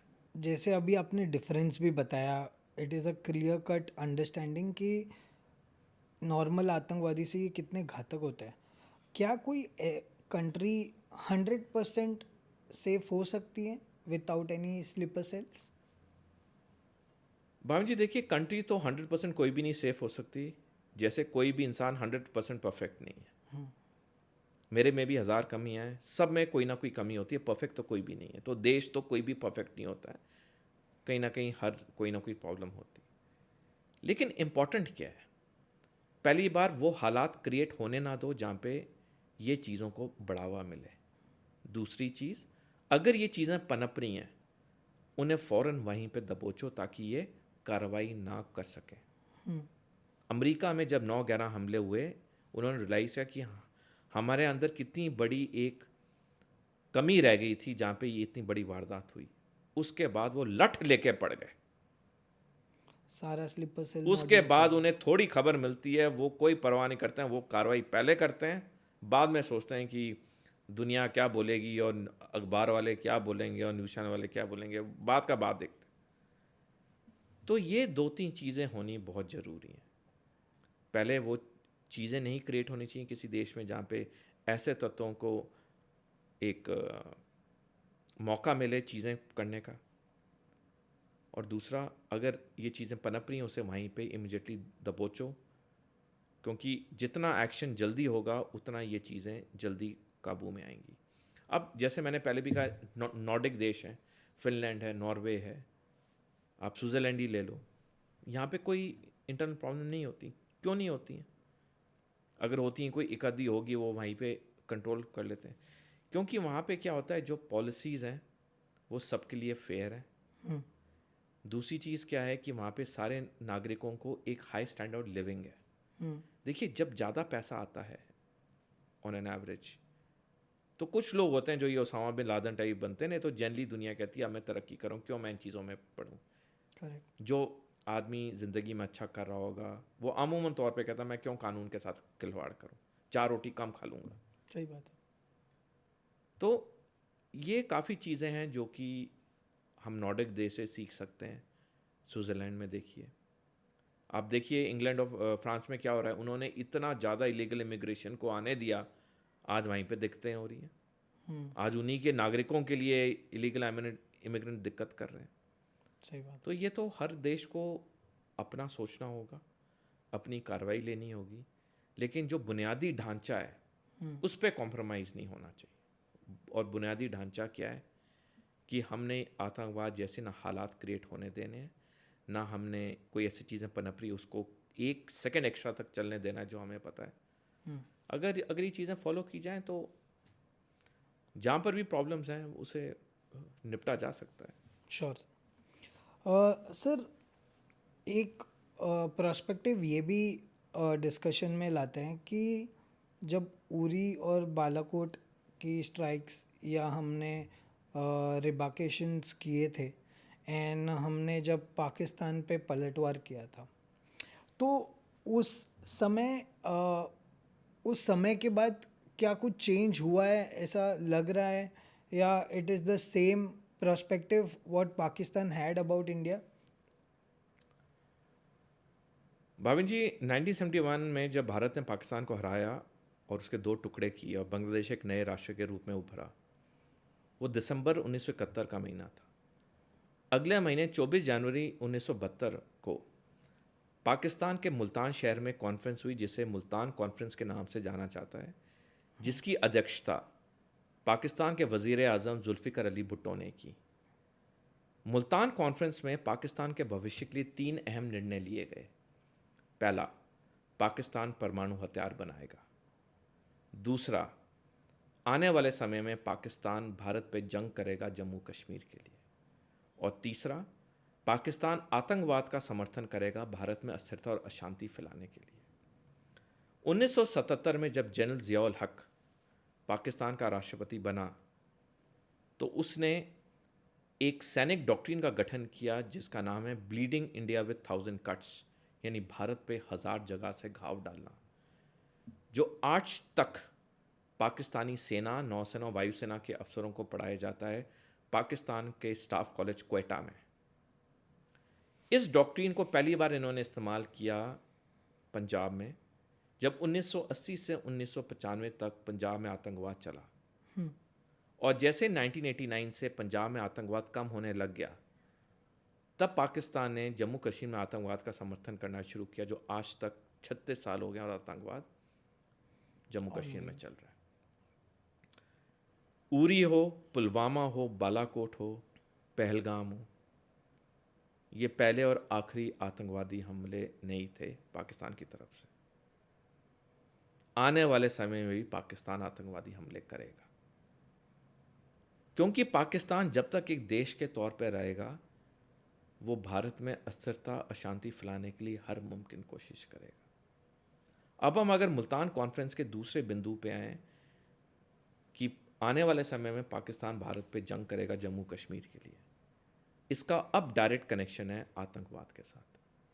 पाकिस्तान 2030 तक जम्मू कश्मीर में आतंकवाद नहीं ख़त्म होने देगा, क्योंकि 2030 के बाद जब 2 फ्रंट वॉर होगी भारत पे, तब पाकिस्तान आतंकवाद का एक मसला उठाएगा, क्योंकि जम्मू कश्मीर में अशांति थी इसलिए मैंने हमला किया। 2 फ्रंट वॉर का पहला हमला पाकिस्तान से आएगा जम्मू कश्मीर के लिए, और चीन उसकी मदद के लिए दूसरा मोर्चा खोलेगा अरुणाचल प्रदेश में। तो ये आतंकवाद जब तक पाकिस्तान रहेगा ये ख़त्म होने नहीं देगा। और जो लोग दर्शक ये भी कह रहे होंगे कि बार बार मैं 2030 की बात कर रहा हूँ, ऐसे कैसे कोई कह सकता है? मैं आपकी बात से मानता हूँ। 17 मार्च 1960 को लेफ्टिनेंट जनरल SPP थोराट, जो कि भारतीय सेना के ईस्टर्न आर्मी कमांडर थे, उन्होंने एक एक्सरसाइज की जिसका नाम था एक्सरसाइज लाल किला। उसमें उन्होंने ये आंकलन निकाला कि अक्टूबर 1962 को चीन भारत पे हमला करेगा, और ये रिपोर्ट ऊपर तक भेजी गई। इस रिपोर्ट को कूड़ा समझ के साइड में कर दिया गया, और 2 साल बाद वही हुआ जो जनरल थोराट ने कहा था। अक्टूबर 1962 में चीन ने भारत पे हमला किया। तो ये जो मैं बिंदु कह रहा हूँ, ये सारे बिंदु उस तरफ पॉइंट कर रहे हैं 2030 के बाद कभी भी 2 फ्रंट वॉर। सर, इसी लाइन पे अभी कुछ दिनों पहले हमारे आर्मी लीडर ने इंटरव्यू दिया था, जहाँ पे उन्होंने ये बताया था एक प्रेस कॉन्फ्रेंस में कि we have identified 8 hotspots which are basically a terror camp, and operation Sindoor अभी तक ख़त्म नहीं हुआ है, it is ongoing. If there is any mishap which Pakistan tries to do, we have a close eye on them and we'll rebut. So what is your view on those lines? देखिए, ये अभी 13 जनवरी को जब जन भूपेंद्र द्विवेदी ने अपनी सालाना press conference की थी तो उन्होंने ये तब कहा था, और मैं इस बात से बिल्कुल सहमत हूँ, क्योंकि हमें अब इज़राइल टाइप एक कार्रवाई अपनानी चाहिए। जब जब हमें ये दिखे ये कुछ ऐसी हरकत होने वाली है, हमें तभी हमला कर देना चाहिए। हमें वेट नहीं करना चाहिए कि पुलवामा टाइप आतंकवादी हमला हो या पहलगाम टाइप आतंकवादी हमला हो या उरी टाइप आतंकवादी हमला हो। जैसे ही हमें जानकारी मिले कि यहाँ पे कुछ कार्रवाई होने वाली है, फ़ौरन हमला कर दो। और ये जो उन्होंने कहा कि ये 8 टेररिस्ट कैंप्स हैं, 6 पीओजे के में और 2 मेन पाकिस्तान में, डेफिनेटली ये तो टाइम टू टाइम ये फिगर्स चेंज होते रहते हैं, क्योंकि ये भी आतंकवादी को पता होता है हम पे प्रेशर आ रहा है, हम पे निगरानी है, तो कई बार कैंप कम हो जाते हैं, ज़्यादा हो जाते हैं, लोकेशन चेंज हो जाती है। तो ये डेफिनेटली उनकी असेसमेंट तो 100% सही है, और मैं उनके साथ बिल्कुल सहमत हूँ कि ऑपरेशन सिंदूर और गोइंग है, और अगर कुछ हमें खबर होगी हम ज़रूर कार्रवाई करेंगे, और ये होना भी चाहिए। देखिए, जैसे एक जहरीले सांप को आप जब तक लठ मारोगे ना तब तक उसका फन नीचे रहता है। आपने अगर लठ मारना बंद कर दिया, वो जहरीला सांप आपको फिर डसने की कोशिश करता है। पाकिस्तान बिल्कुल वैसे ही है। जब तक आप इस पर सैनिक लठ मारोगे, सैनिक कार्रवाई करोगे, ये कुछ समय तक ये दबा रहेगा, अन्यथा ये फिर अपना फन फैलाएगा और भारत को डसने की कोशिश करेगा। सर, कुवर्ट ऑपरेशंस भी बहुत हो रहे हैं। We are getting some glimpse of it, कि हम कोई मूवी भी आ गई उसमें भी बताया गया कि कैसे कोवर्ट ऑपरेशंस हम अलग अलग देश में कर रहे हैं। क्या आपके व्यू पॉइंट से क्या हम अभी भी वो सारी चीज़ें कर रहे हैं? भाभी जी, देखिए, भारत सरकार ने बिल्कुल क्लियर किया हुआ है कि ना हमारी नीयत है ना नीति है to indulge in any extra judicial killings whether in India और अब्रॉड। हम हर कानून का पालन करते हैं, चाहे अंतर्राष्ट्रीय कानून हो चाहे डोमेस्टिक कानून हो। करेक्ट। तो ये जो किलिंग्स बाहर हो रही हैं इसमें भारत सरकार का कोई लेना देना नहीं है।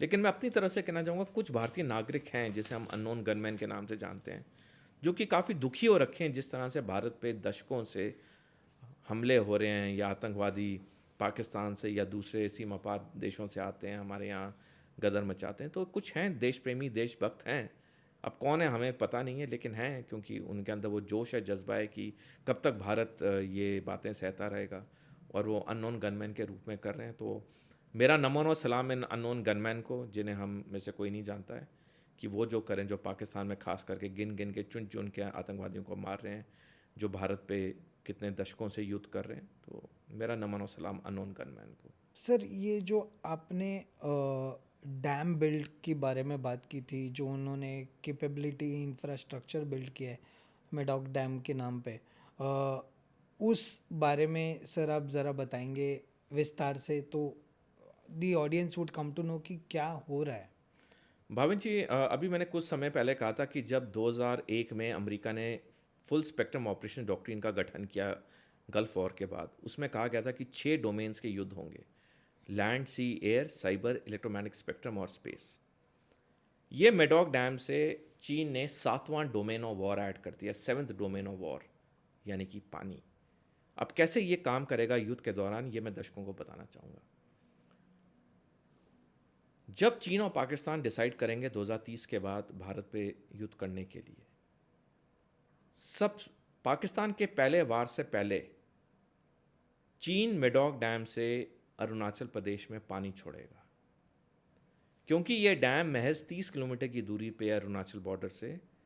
तो सिर्फ 48 से 72 घंटे के अंदर अरुणाचल प्रदेश का एक बड़ा हिस्सा बाढ़ के नीचे आ जाएगा। और जब ये बाढ़ आएगी तो ऑब्वियसली भारतीय सशस्त्र बलों को एक्टिवेट किया जाएगा रेस्क्यू रिलीफ के लिए, जो हम देखते हैं जब भी कहीं बाढ़ आती है। अब जब हमारे शस्त्र बल एक्टिवेट होंगे अरुणाचल में रेस्क्यू रिलीफ के लिए, उस वक्त पाकिस्तान पहला मोर्चा खोलेगा, सैनिक मोर्चा, और फिर चीन उसकी मदद के लिए अरुणाचल पे वार करेगा। तो अब आप सिनेरियो समझ सकते हो कि हमारे सेना की कुछ टुकड़ियां अरुणाचल प्रदेश में फ्लड का रेस्क्यू रिलीफ कर रही हैं, उसके साथ साथ चाइना साइबर वॉर करता है, हमारा मेन इंफ्रास्ट्रक्चर चीज़ें जैसे एविएशन इंडस्ट्री, जैसे इलेक्ट्रिसिटी ग्रिड, बैंकिंग सिस्टम पूरा कोलैप्स कर देता है। साथ में पाकिस्तान से वार हो रहा है, इलेक्ट्रोमैग्नेटिक स्पेक्ट्रम जैम कर देता है। और इस समय पे ये पूरा युद्ध होगा तो कितना कॉम्प्लेक्स युद्ध होगा। And you have eastern border पे बांग्लादेश आल्सो हेल्पिंग। वो तो है ही है। हमारा ये आधा फ्रंट एक्टिवेट हो जाता है। कौन कहाँ एक्टिवेट होगा हमें पता ही नहीं है। अब दर्शकों को मैं इलेक्ट्रोमैग्नेटिक स्पेक्ट्रम के बारे में बताना चाहूँगा, बिकॉज बाकी चीज़ें तो क्लियर हो गई हैं। इलेक्ट्रोमैग्नेटिक स्पेक्ट्रम वॉरफेयर क्या होती है? देखिए, 7 अक्टूबर 2023 को जब हमस ने इजराइल पे हमला बोला सुबह 6:30 बजे, तो अगले 20 मिनट तक 6:30 सुबह से 6:50 तक इजरायली सेना का पूरा इलेक्ट्रोमैग्नेटिक स्पेक्ट्रम जैम हो गया। यानी कि इजरायली सेना का कोई भी कमांडर एक दूसरे से बात नहीं कर पाया। इसे और मैं फर्दर एक्सप्लेन करना चाहूँगा। जब आप और मैं मोबाइल पे बात करते हैं तो एयर वेव्स एक इलेक्ट्रोमैग्नेटिक स्पेक्ट्रम के ज़रिए से गुजरती हैं और तभी आपकी आवाज़ मेरे पास आती है, मेरी आवाज़ आपके पास जाती है। सही बात। किसी भी देश में इलेक्ट्रोमैग्नेटिक स्पेक्ट्रम के 2 कैटेगरीज होती हैं। एक सिविलियन यूज़ के लिए, जैसे मोबाइल्स के लिए, एक होती है डिफेंस यूज़ के लिए, जिसमें सिविलियंस नहीं इस्तेमाल कर सकते हैं, जिसमें सिर्फ उस देश की डिफेंस फोर्सेस ऑपरेट करती हैं अपने रेडियो सेट्स के साथ। ओके। अब हमस ने क्या किया, 20 मिनट के लिए इजरायली सेना का इलेक्ट्रोमैग्नेटिक स्पेक्ट्रम जैम कर दिया। यानी कि सेना के रेडियो सेट्स पे इजरायली कमांडर एक दूसरे से बात नहीं कर पा रहे थे। और यही 20 मिनट के अंदर हमस इजराइल के 15 मील अंदर तक पहुंचा, कत्लेआम किया, औरतों का बलात्कार किया, बच्चों को जलाया और 247 बंदूकों को लेके वापस गाजा पट्टी में आया। और जब तक इलेक्ट्रोमैग्नेटिक स्पेक्ट्रम रिस्टोर हुआ, जब तक इजरायली सेना कुछ कार्रवाई कर सकी, अधिकतर ये हमस के आतंकवादी गाजा पट्टी वापस पहुंच गए थे। उसके बाद 2 साल तक युद्ध चला। ये है इलेक्ट्रोमैग्नेटिक स्पेक्ट्रम वॉरफेयर। स्पेस के बारे में हम जानते हैं कैसे स्पेस की सैटेलाइट यूज़ होती हैं। साइबर तो हम दिन रात देखते हैं, हमारे मोबाइल हैक होते हैं या ये चीज़ें, हमारा कंप्यूटर क्रैश करता है। वायुसेना, नौसेना, थल सेना, हम सारे जानते हैं क्या है। पानी के बारे में मैंने बता दिया कैसे चीन पानी का इस्तेमाल करेगा एक वेपन के तौर पे, एक युद्ध के तौर पे पानी को वेपनाइज करेगा। तो भारत के खिलाफ जो ये वॉर होनी है, 2 फ्रंट वॉर, ये 7 डोमेन्स में लड़ी जाएगी। Land, sea, air, cyber, electromagnetic spectrum, space और पानी। और तभी इस मेडॉक डैम की महत्वता है। सर, ये आपने अरुणाचल प्रदेश का जिक्र किया है, इसलिए I have a follow up question. और ये आजकल बहुत ज़्यादा पब्लिक डोमेन में आ रहा है क्योंकि इस पे बहुत सारी कंट्रोवर्सीज हो रही है। कंट्रोवर्सीज इन द सेंस कि हमें अपने नेबरिंग देशों से बहुत सारे कमेंट्स आ रहे हैं, जनरल पब्लिक हो या डोमेन से हो। सर, ये चिकन नेक के बारे में बहुत चर्चा हो रही है कि हम इसको टोटली ब्लॉक कर देंगे, इंडिया का व्यू या स्ट्रैटेजिक पोजीशन इसमें से ख़त्म कर देंगे। Sir, what is your view point and क्या ये प्रैक्टिकली पॉसिबल है? देखिए, भारत की जो सामरिक स्थिति है, जो स्ट्रैटेजिक लोकेशन है, वो दुनिया में दूसरे सबसे कठिन स्ट्रैटेजिक लोकेशन है इजराइल के बाद। हम सारे जानते हैं इजराइल के आसपास सारे दुश्मन देश हैं उसके। भारत के पूर्वी और पश्चिमी बॉर्डर पे हमारे 2 दुश्मन देश हैं, चीन और पाकिस्तान। बांग्लादेश भी कैसे हमारे अगेंस्ट हो गया। भारत के अंदर 2 चिकन नेक हैं। एक है अखनूर में, जो जम्मू कश्मीर और लद्दाख को मेनलैंड भारत से जोड़ता है। ओके। और एक चिकन नेक है सिलीगुड़ी कॉरिडोर, जो कि 22 किलोमीटर चौड़ा है और जो हमारे 7 नॉर्थ ईस्ट स्टेट्स को मेनलैंड इंडिया के साथ जोड़ता है। तो हमारे 2 चिकन नेक हैं। जितने पाकिस्तान के साथ हमारे युद्ध हुए हैं, पाकिस्तान ने हमेशा कोशिश की है अखनूर के चिकन नेक पे कब्जा करने की। हमें याद होगा अभी हाल में पिक्चर रिलीज हुई थी 21 सेकंड लेफ्टिनेंट अरुण खेत्रपाल के ऊपर। यस। ये भी उसी इलाके पे ये दर्शाई गई है पिक्चर, और ये असल में बात भी वहाँ हुई। सिमिलरली हमारे नॉर्थ ईस्ट में ये सिलीगुड़ी कॉरिडोर है जो हमारा चिकन नेक है।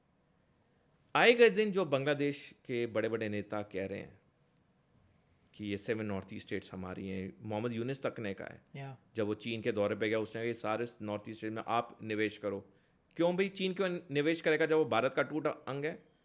सही बात है। तो उसके कहने में क्यों ये बार बार कह रहा है?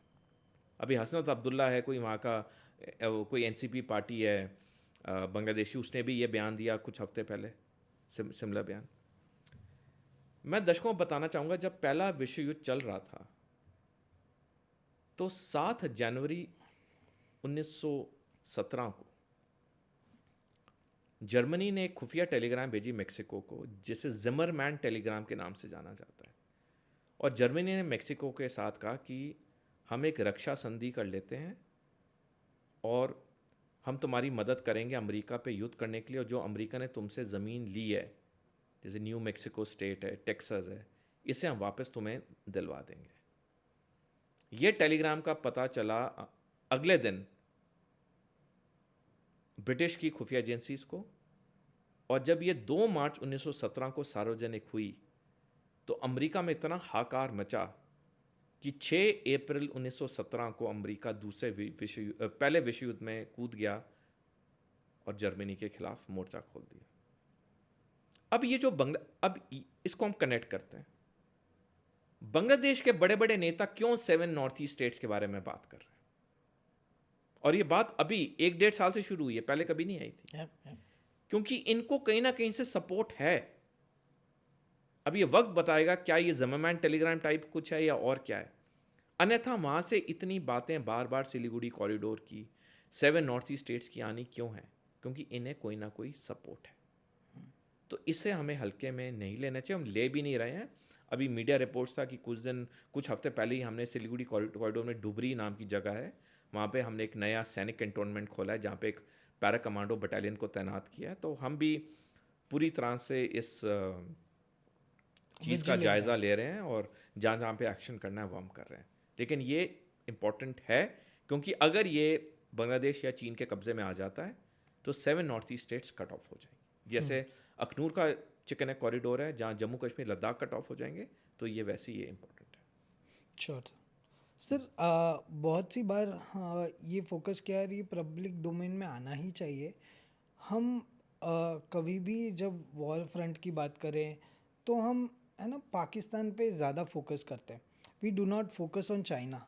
Is there any reason behind it?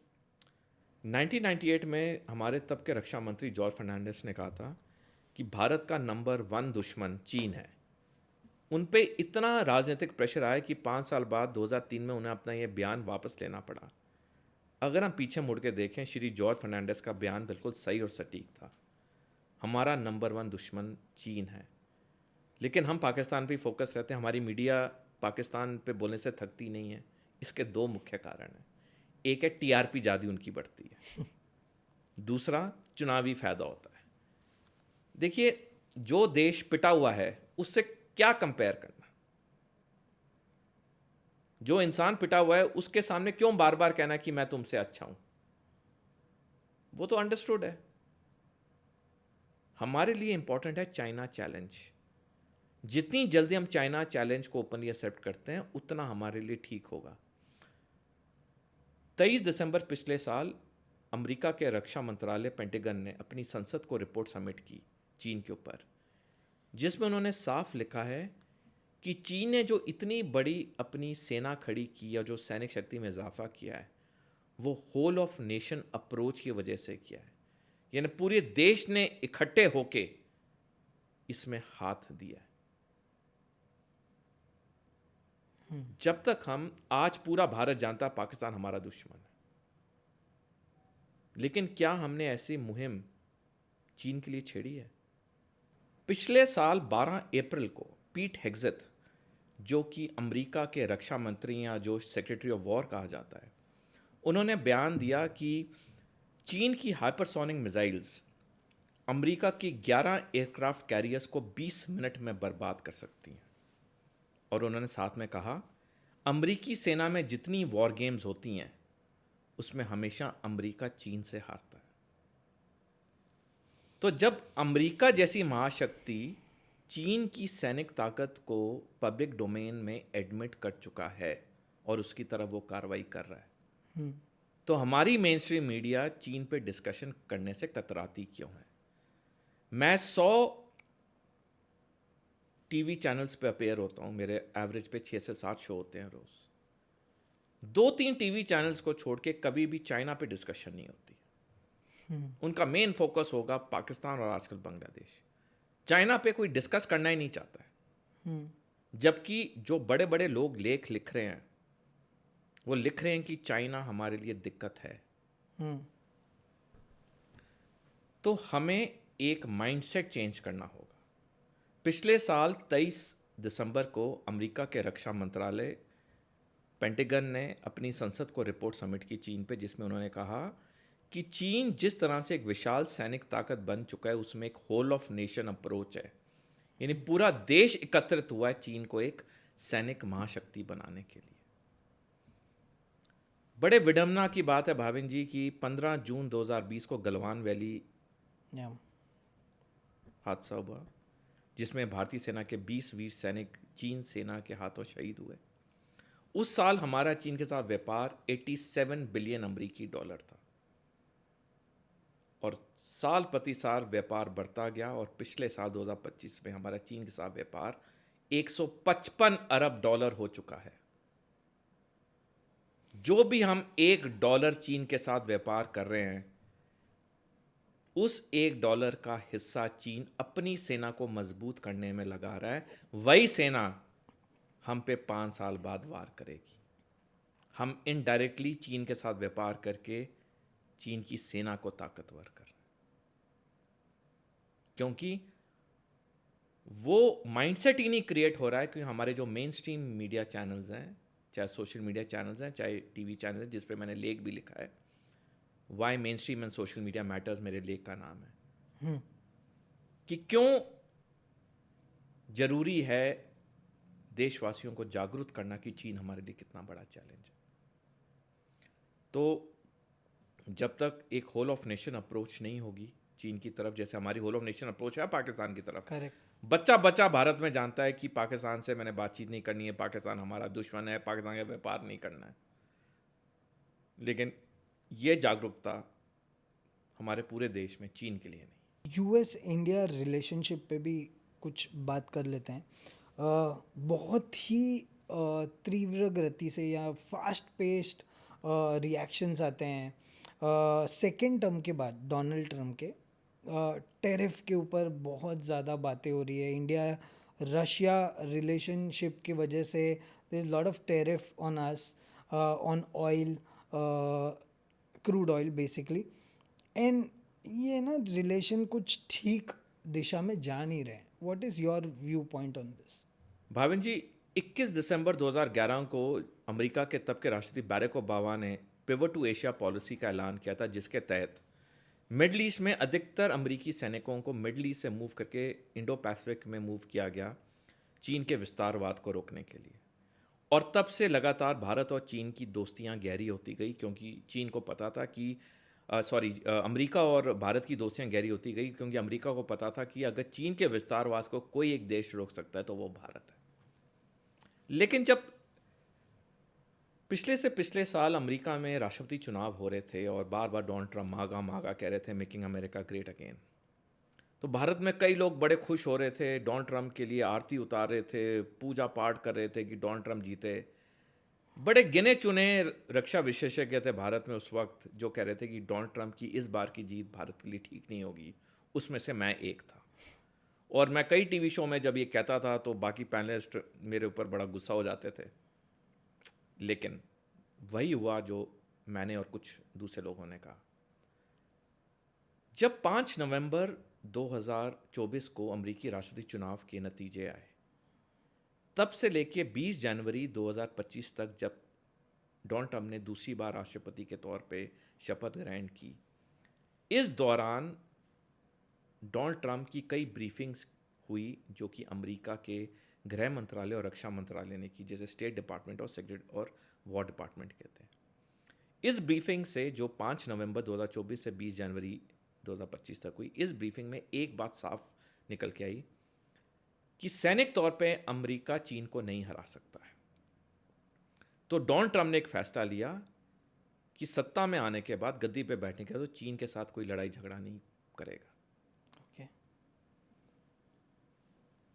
मैंने पिछले साल 31 अगस्त को एक लेख लिखा था G3, जिसमें मैंने लिखा कि दुनिया की 3 महाशक्तियां जो हैं अमेरिका, रूस और चीन, इन्होंने अपने आप में अनौपचारिक तौर पे दुनिया को 3 भागों में बांट लिया है और ये तीनों महाशक्तियां एक दूसरे के इलाके में दखल नहीं देंगी। और मेरी बात सही निकली जब पिछले साल 4 दिसंबर को अमेरिका ने अपनी नेशनल सिक्योरिटी स्ट्रैटेजी 2025 रिपोर्ट सार्वजनिक की जिसमें साफ लिखा है कि अमेरिका का दुश्मन ना रूस है ना चीन है और तीनों महाशक्तियों के अपने अपने स्फीयर ऑफ इन्फ्लुएंस हैं, जो मैंने 31 अगस्त का लेख लिखा था। अब जहां तक डोनाल्ड ट्रंप की बात है, उन्हें अब भारत की जरूरत नहीं है चीन को रोकने के लिए, क्योंकि वो चीन को रोकना ही नहीं चाहते हैं। जो चीन इंडो पैसिफिक में करे वो चीन की मर्जी है, जो डोनाल्ड ट्रंप वेस्टर्न हेमिस्फेयर में करें, चाहे वेनेजुला में किया वो उनकी मर्जी है, जो रूस ईस्टर्न यूरोप में करे वो रूस की मर्जी है। वही G3 वाली बात जो मैंने कही। अब डोनाल्ड ट्रंप को भारत से कुछ ज़्यादा लेना देना नहीं है। डोनाल्ड ट्रंप को भारत से एक ही चीज़ का फ़ायदा दिख रहा है, वो है व्यापार का। तो भारत पे जो ये बार बार डोनाल्ड ट्रंप से बयान आ रहे हैं, वो बेसिकली भारत पे प्रेशर डालने के लिए हैं कि भारत अमेरिका के साथ वो ट्रेड डील करे जो अमेरिका के फेवर में हो। हमने देखा कैसे डोनाल्ड ट्रंप ने दबाव डाला, हमने रूस से तेल खरीदना कम कर दिया, कैसे ईरान पे प्रतिबंध और लगे और हमने चाबहार पोर्ट एग्जिट कर दिया, जो अभी परसों की खबर है। जो हमें चाबहार हम एक सी पोर्ट बना रहे थे ईरान में, उससे हमने पूरा एग्जिट कर दिया। रूस से हमने तेल लेना कम कर दिया। तो ये जो डोनाल्ड ट्रंप का ये जो भारत विरोधी बयान बार बार आ रहे हैं, इसके पीछे एक पूरी प्लानिंग है डोनाल्ड ट्रंप की। ये सिर्फ गुस्से में नहीं है या सिर्फ उसमें नहीं है कि जैसे लोग कहते हैं जी इसको कुछ पता ही नहीं, ये तो ऐसे कर देता है। वो बहुत सफल आदमी है अपने नज़रिए से, निजी ज़िंदगी में भी, और आप देखिए राष्ट्रपति के उस पर होते हुए भी डोनाल्ड ट्रंप की अप्रूवल रेटिंग्स कमी नहीं हो रही हैं। अधिकतम अमेरिकी नागरिक उसके साथ खड़ा है। जिस तरह से वेनेजुला में बिना गोली चलाए एक राष्ट्रपति को अगवा कर गए, उसकी वाई हो रही है अमेरिका में। एंड नोबेल प्राइज भी मिल चुका है अभी। हाँ, अभी जो इनडायरेक्टली मिला है। अब उनका अगला टारगेट है ईरान, जो कुछ टाइम के लिए बैक बर्नर पे रख दिया है। अब नया टारगेट आ गया ग्रीनलैंड, जिसपे कल ही उन्होंने ट्वीट किया है, आज सुबह ट्वीट किया है कि कई 5-6 यूरोप के देशों पे उन्होंने प्रतिबंध लगा दिए कि तुम मेरे को ग्रीनलैंड दो तब मैं प्रतिबंध हटाऊंगा। और ये सर सोची समझी स्ट्रैटेजी लग रही है, क्योंकि वेनेजुला से आप ग्रीनलैंड का आर्टिक ओशन, ये बहुत स्ट्रैटेजिक लोकेशन है। बिल्कुल बिल्कुल, आपने सही कहा। मैं दर्शकों से अनुरोध करूँगा कि आप वर्ल्ड का मैप खोलें। वर्ल्ड का मैप 2 हिस्सों में बटा होता है, western hemisphere, eastern hemisphere. Greenland, Venezuela, north America, south America, सारे वेस्टर्न हेमिस्फेयर में। ईस्टर्न हेमिस्फेयर में बाकी की दुनिया है। डोनाल्ड ट्रंप ने जो पिछले साल नेशनल सिक्योरिटी स्ट्रैटेजी 2025 सार्वजनिक की 4 दिसंबर को, उसमें यह भी लिखा है कि मॉनरो डॉक्ट्रीन के साथ साथ ट्रंप कॉरोलरी होगी। मॉनो डॉक्ट्रीन क्या थी? जो अमेरिका के राष्ट्रपति थे प्रेसिडेंट मॉनरो 1823 में, उन्होंने मॉनरो डॉक्ट्रीन का ऐलान किया, जिसमें उन्होंने कहा कि कोई भी बाहर की शक्ति वेस्टर्न हेमिस्फेयर में नहीं आएगी, जो कि basically north America, south America. उन्हें कहा जो भी ये दुनिया की तमाम शक्ति होती थी, फ्रांस, स्पेन, ब्रिटेन, उन्हें कहा तुमने दुनिया के किसी देश पे कब्जा करना है तुम करो, तुम इस साइड नहीं आओगे। और ट्रंप ने इसमें एक एडिशन कर दिया ट्रंप कॉलोनी के नाम से, जहाँ ट्रंप ने लिखा कि जो मुझे करना होगा मॉनो डॉक्ट्रीन अपनाने के लिए वो मैं करूँगा। और हमने देखा वेनेजुला में क्या हुआ। तो ये ट्रंप की जो ये पूरा हम देख रहे हैं, जो पूरी कर्तव्य हो रहे हैं, ये एक सोची समझी रणनीति। सर वैसे नहीं है कि गुस्से में कुछ बोल दिया, एक सोची समझी रणनीति के तहत है। कितना सफल होंगे ये वक्त बताएगा, लेकिन अगर डोनाल्ड ट्रंप अपनी बातों में सफल हो गए, जैसे वेनेजुला में तो सफल हो गए, कि अगर ये सफल हो गए अपनी 3-4 चीज़ों में, अमेरिकी इतिहास में बहुत बड़े राष्ट्रपति माने जाएंगे। थैंक यू सर, आपने बहुत इन लेंथ एंड ब्रेथ सारी टॉपिक्स पे बात की। आई एम श्योर ऑडियंस के लिए ये बहुत ज़्यादा नॉलेजेबल पॉडकास्ट रहा होगा। एंड ये नॉलेज लेके हम बहुत कुछ सीख पाएँ। ये पॉडकास्ट का एक्सपीरियंस रहा है मेरा, खासकर जब मैं आपसे इंटरेक्शन कर रहा हूँ तब। तो thank you so much sir for all your valuable inputs for this podcast. धन्यवाद भावेन जी, आपने बड़े अच्छे शब्द बोले। मेरा आभार आपके लिए, और आपने मेरे को मौका दिया इतने बड़े चैनल पे आने के लिए। एक बार फिर मेरा तहे दिल से धन्यवाद। जय हिंद। जय हिंद।